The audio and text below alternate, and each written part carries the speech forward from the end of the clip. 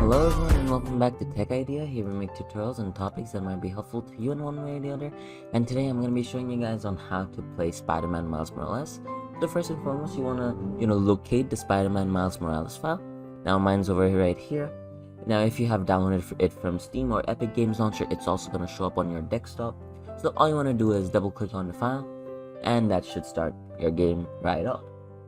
Now I am going to be skipping all these intro stuff because we're just gonna head right into the game, and right there is your Miles Morales. Now if you guys are interested in my graphic settings, these are my graphic settings right here. I do have DLSS on quality, and that's because why not? Because this is like, without DLSS, playing games on such settings, at least in my opinion, is a bit hard. Now I do have chromatic abbreviation and vignette, I don't know how to pronounce this, turn off because I don't really like those effects. And yeah, I've got ray tracing on, and let us head right into the game, shall we?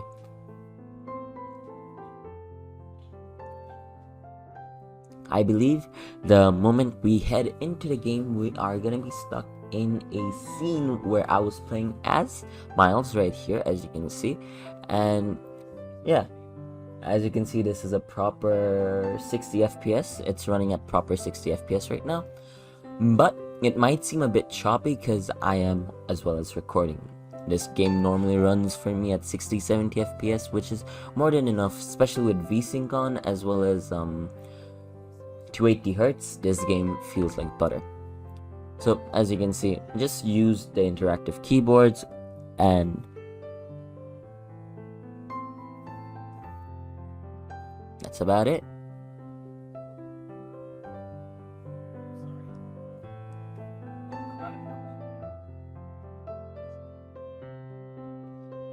And with that, now you can play Spider-Man Miles Morales.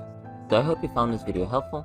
If you did, please drop a like, and if you want to see more videos like this in the future, don't forget to hit that subscribe button as well as that notification bell. Thank you so much for watching. Bye bye.